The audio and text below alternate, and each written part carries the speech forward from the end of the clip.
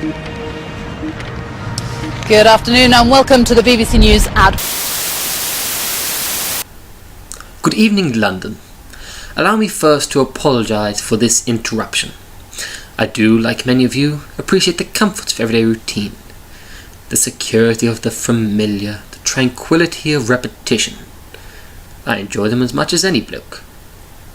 But in the spirit of commemoration, thereby those important events of the past, usually associated with someone's death or the end of some awful bloody struggle, I'll celebrate with a nice holiday. I thought we could mark this November the 5th, a day that is sadly no longer remembered, by taking some time out of our daily lives to sit down and have a little chat. There are, of course, those who do not want us to speak. I suspect, even now, orders being shouted into telephones and men with guns will soon be on their way. But why?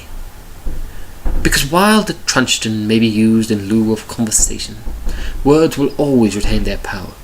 Words offer the means to meaning, and for those who will listen, the enunciation of truth. And the truth is, there's something terribly wrong with this country, isn't there? Cruelty and injustice, intolerance and oppression. And once you had the freedom to object, to think and to speak as you saw fit, you now have censors and systems of surveillance, coercing your conformity and soliciting your submission. How did this happen? Who's to blame? Well, certainly there are those who are more responsible than others, and they will be held accountable. But again, truth be told, if you're looking for the guilty, you need only look into a mirror. I know why you did it. I know you're afraid. Who wouldn't be? War, terror, disease.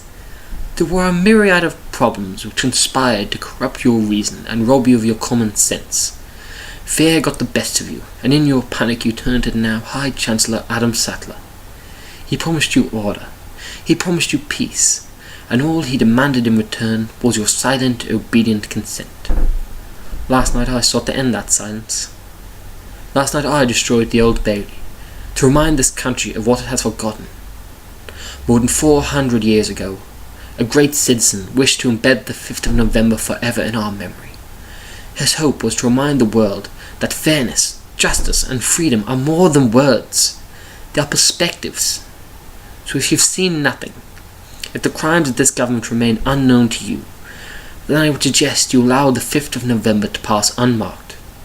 But if you see what I see, if you feel as I feel, and if you would seek as I seek, then I ask you to stand beside me 1 year from tonight, outside the gates of Parliament, and together we shall give them a 5th of November that shall never, ever be forgot.